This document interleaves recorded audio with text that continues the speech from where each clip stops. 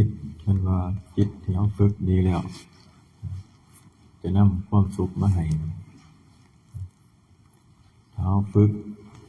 จิตของเราก็คือการเสียสละหรือว่าการให้ทานคือการฝึกเบื้องต้นของเหตุได้ง่ายฝึกจิตในการเสียสละในการให้ทานเพราะว่าจะบ่ได้เป็นการเฮ็ดให้เฮาเตือนสติว่าสิ่งของที่เฮาให้ทานไปนี่ในเมื่อในอนาคตข้างหน้าเพื่อเฮาตายไปแล้วจะได้เป็นอริยทรัพย์จะได้เป็นมีทรัพย์ที่ติดตัวไปนำติดตัวไปในภายภาคหน้าก็คืออริยทรัพย์สิ่งเหล่านี้จะให้เฮ็ดให้เฮามีความสุขทั้งโลกนี้และโลกหน้าผลของการให้ทานนี่อยู่ในตัวอยู่แล้วไม่ว่าจะเป็นการให้ทานรักษาศีลทั้งหลายเหล่านี้ติดอยู่นำเฮาไปตลอดแต่ว่าก็อาศัยศรัทธาความศรัทธาในคำสอนพระพุทธเจ้าที่เพิ่นนำออกมาบอกมาสอนต่อมาจนฮอดหมู่พระอริยสาวกต่างๆจนฮอดหลวงปู่หลวงตาเฮาจนมาฮอดสมัยปัจจุบันนี้ก็อาศัยแนวทางหรือว่าคำสอนผู้เพิ่นฮู้เอานำออกมาชี้แจงให้เฮาได้ยินได้ฟังในเมื่อได้ยินได้ฟังแล้วจึงได้เกิดศรัทธาขึ้นมาอยากให้ทานอยากรักษาศีลอยากภาวนาอันนี้ก็คือศรัทธาในเมื่อเฮามีศรัทธาแล้วศีลก็สิอยากรักษาศีลก็อยากรักษาสมาธิก็อยากทำเฮ็ดให้เกิดปัญญาขึ้นมาเนี่ยคือศรัทธาเป็นเบื้องต้นถ้าเฮามีศรัทธาแล้วเฮ็ดหยังมันก็ง่ายมันก็คล่องเพราะว่าในเมื่อเฮามีจิตศรัทธาจิตมันก็สิเบิกบานจิตมันสิเป็นเบิกบานมีความเย็นจิตเย็นใจเพราะว่าเกิดความศรัทธาได้ยินได้ฟังได้ผ่อนคลายนำธรรมะที่ได้ยินได้ฟังมาน้อมใส่เจ้าของว่ามันตรงตามความเป็นจริงบ่อันนี้ก็คือในเมื่อเกิดศรัทธาแล้วเฮาจะได้รู้ว่าคำสอนที่เพิ่นสอนนั้นนำมาปฏิบัติเพื่อเฮ็ดให้เฮานี่มีความสุขก็คือความบ่เล่าร้อนบ่กระวนกระวายบ่ไหลไปตามโลกหรือว่าตามชาวบ้านต่างๆที่เขาเฮ็ดกันผู้คนที่เขาเฮ็ดกันก็คือการบูชาการไหว้ขอร้องอ้อนวอนต่างๆจังซี่มันเป็นการไปพึ่งสิ่งอื่นเพราะว่าสิ่งเหล่านั้นเฮาไปขอแล้วมันบ่ได้หยังขึ้นมาได้แต่การขอนี่เหมือนกันสวดมนต์ก็บางคนก็สวดเพื่อจะให้ร่ำให้รวยจังซี่มันก็บ่ได้ก็ขัดกันเพราะว่าในแนวทางของพระพุทธศาสนาเพิ่นก็สอนให้เฮาลงมือทำก็คือถ้าอยากรวยก็ต้องขยันทำงานแล้วก็รู้จักอดออมจังซี่นี่อันนี้ก็คือเป็นเบื้องต้นของการที่จะให้หน้าที่การงานของเฮาประสบความสำเร็จเหมือนกับว่าขยันหาก็คือขยันทำงานก็รู้จักอดออมเก็บรักษาทรัพย์ที่หามาได้อันนี้ก็คือเป็นเบื้องต้นของการใช้ชีวิตของเฮาบ่แม่นว่าไปขอร้องอ้อนวอนให้เสียให้เฮาร่ำเฮารวยได้ก็บ่แม่นก็คือเฮาต้องลงมือทำการทำงานจังสิมีได้หามาได้แล้วก็ต้องรู้จักเก็บบ่ไปเล่นบ่ไปใช้สุรุ่ยสุร่ายสิ่งไหนที่มันบ่จำเป็นจังซี่ก็เหมือนกันการพิจารณาปัจจัย4จังซี่ถ้าเป็นพระเพิ่นก็ว่าพิจารณาปัจจัย4 ก็คือมีเครื่องนุ่งห่มอาหารยารักษาโรคหรือว่าที่ในการที่อยู่อาศัยอันนี้ก็เป็นการพิจารณามัตตัญญุตาจะพัตตสมิงเป็นว่าความเป็นผู้รู้ประมาณในการบริโภคนี่บ่แม่นว่าตั้งแต่การกินหรือว่าอาหารจังซี่ก็คือสิ่งของที่เฮาใช้นี่นะครับถ้าเป็นพระก็เป็นพวกจีวรบิณฑบาตเสนาสนะ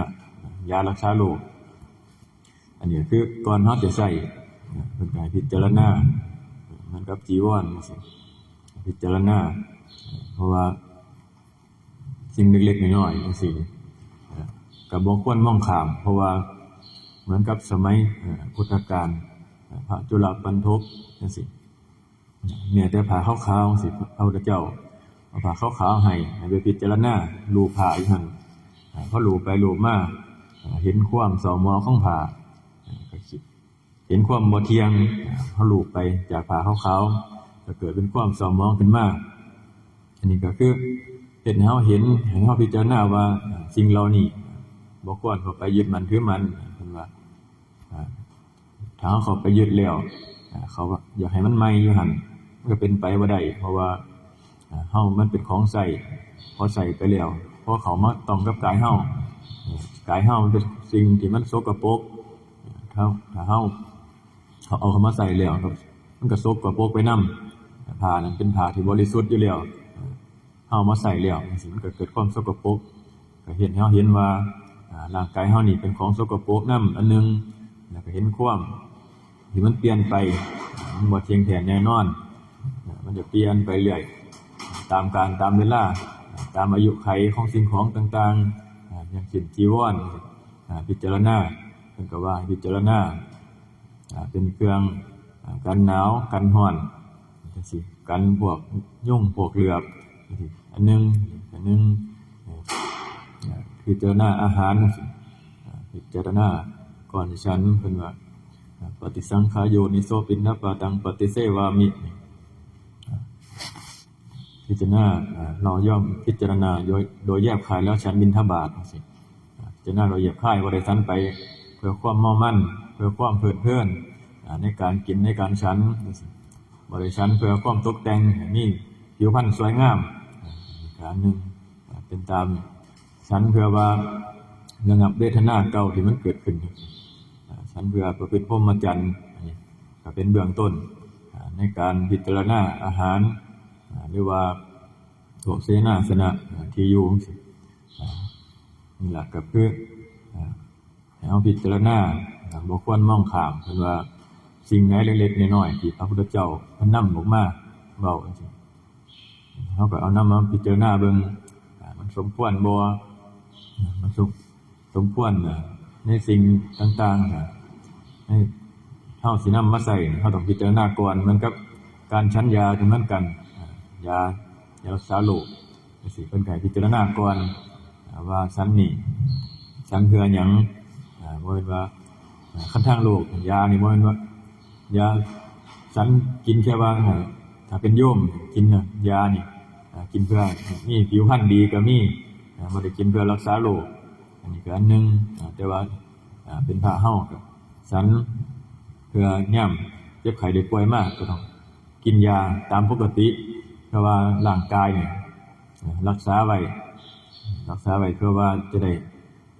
มันทำสิ่งที่เป็นประโยชน์ได้ในภายภาคหน้าถ้าเฮาว่าสมัยแต่พุทธกาลเพิ่นว่าพุทธกาลเพิ่นว่าใส่ธรรมโอสถจังซี่มันก็แม่นอยู่สมัยแต่ก่อนสมัยปัจจุบันนี่มันมียาแล้วมียามีเครื่องนุ่งห่มก็ต้องใช้ตามกาลตามเวลาสมัยก่อนมันบ่มียากว่าสิไปหาหมอหาหยังได้การเดินทางก็บ่มีแต่ว่าสมัยปัจจุบันนี่พอมีแล้วมันถ้ามันจำเป็นก็ต้องรักษาถ้ามันทนบ่ไหวสิก็ต้องรักษาเป็นธรรมดาร่างกายมันมีความบ่เที่ยงแท้แน่นอนนี่เกิดแล้วก็มีเกิดแก่เจ็บตายเป็นเรื่องธรรมดาก็ต้องมีเจ็บเป็นธรรมดาพอมันเจ็บขึ้นแล้วถ้ามัน มีแนวบรรเทาได้ก็ต้องบรรเทาไปเหมือนว่าใส่แต่ธรรมโอสถธรรมโอสถก็ต้องสมาธิก็ต้องใส่สมาธิคือกันแต่ว่าในเมื่อออกจากสมาธิมาแล้วเฮาสิส่งได้บ่อีกอย่างนึงต้องเป็นผู้ที่คล่องในสมาธิเพื่อจังสิเฮ็ดได้เพราะว่าในสมัยพุทธกาลนี่พระภิกษุผู้เพิ่นบวชเข้ามาเพิ่นได้สมาธิได้สมาบัติแทบจะทุกองค์เพราะว่าการทำสมาธินี่มีมาตั้งแต่ก่อนพระพุทธเจ้าสิเกิดขึ้นในเมื่อพระพุทธเจ้าเกิดขึ้นแล้วเพิ่นก็เพียงแค่มาบอกว่าสิ่งทั้งหลายเหล่านั้นมันบ่เที่ยงมันบ่เที่ยงมันบ่มีตัวตนถ้าเฮาไปยึดมันก็เป็นทุกข์เพิ่นก็นำสิ่งเหล่านี้เข้ามาสอนก็เลยเกิดเห็นความเป็นจริงขึ้นมาเพราะพระเหล่านั้นได้บรรลุแล้วได้ยินได้ฟังแล้วเพิ่นเข้าไปอยู่ในป่าพอเข้าไปอยู่ในป่าแล้วเครื่องนุ่งห่มก็บ่มีคือทุกมื้อยาก็บ่มีเพิ่นก็อยู่ได้ด้วยสมาธิหรือว่าธรรมโอสถเป็นการรักษาธาตุขันธ์จังซี่แล้วก็เพิ่นบ่ได้ห่วงร่างกายว่าจะเป็นหรือจะตายจังซี่เพิ่นบ่ได้ห่วงเพราะว่าเพิ่นได้ตัดขาดแล้วซึ่งร่างกายนี่พร้อมจะตายได้ทุกเมื่ออันนี้คือผู้เพิ่นได้บรรลุแล้วในสมัยพุทธกาลแต่ว่าในสมัยนี้ผู้ที่ยังบ่บรรลุก็รักษาไว้เพื่อว่าจะเฮ็ดคุณประโยชน์หรือว่าเฮ็ดประโยชน์แก่ตนจะได้เห็นมากที่สุดนี่แหละก็คือการประพฤติปฏิบัติเพื่อจะนำสิ่งต่างๆแล้วได้เห็นได้เห็นตามความเป็นจริงก็คือการฝึกหัดภาวนาหรือว่าการปฏิบัตินี่แหละเบิ่งจิตเบิ่งใจเจ้าของแต่ละมื้อมันอยากได้หลายบ่ยังโลภยังหลงคือเก่าบ่จังซี่เฮาก็ต้องเบิ่งสังเกตใจเจ้าของเฮาสังเกตอยู่บ่อยๆสิเฮาเห็นเฮาจะเห็นอยู่ทุกมื้อเฮาเบิ่งอยู่ประจำเพิ่นว่าเฮาสังเกตตนเองถ้าไปสังเกตคนอื่นมันก็สิมีแต่ไปเอานำความทุกข์จากคนอื่นเข้ามาถ้าสังเกตตนจังซี่มันก็สิเห็นใจที่มันไปทุกข์เพราะว่าคนอื่นเฮ็ดผิดเฮ็ดถูกผิดส่วนมากผิดเพราะว่าเฮ็ดผิดใจเจ้าของคนอื่นเฮ็ดผิดใจตนเองแต่ว่าถ้าเฮ็ดถูกก็คือถูกใจตนเองสิ่งเหล่านี้เฮาจะส่วนมากเฮาจะไปมองเอามาจากคนอื่นจากสิ่งภายนอกมันก็เลยเกิดเป็นความสุขความทุกข์ขึ้นมาเพิ่นเรียกว่าความสุขนี่อยู่ไสมันก็สุขถ้าใจมันสุขถ้าใจมันเย็นถ้าความทุกข์ก็คือกันถ้าใจมันทุกข์อยู่ไสมันก็ทุกข์อยู่จังซั่นเพราะว่ามันสิไปหาเอาแต่ความทุกข์เข้ามาใส่ตนเองถ้าใจสุขแล้วใจเย็นสบายจิตที่เย็นสบายแล้วมันไปอยู่ไสมันก็สบายเหมือนกับว่าครับที่อยู่ได้ครับใจอยู่ยากจังซี่อันนี้ก็ส่วนหนึงเป็นคำโมหานเพิ่นว่าแต่ว่าใจเฮาฝึกดีแล้วอยู่ไสมันก็อยู่ได้บ่ได้เลือกสถานที่บ่ได้เลือกว่าสิคับแคบหรือว่าสิกว้างใหญ่ปานใดก็สร้างก็คือสิ่งเหล่านี้เกิดขึ้นอยู่กับใจเฮาถ้าเฮาเห็นความบ่พอใจของเฮาก็เบิ่งอารมณ์ความพอใจบ่พอใจของเฮาเป็นการสังเกตตนเองเอานี่ละเบิ่งเอา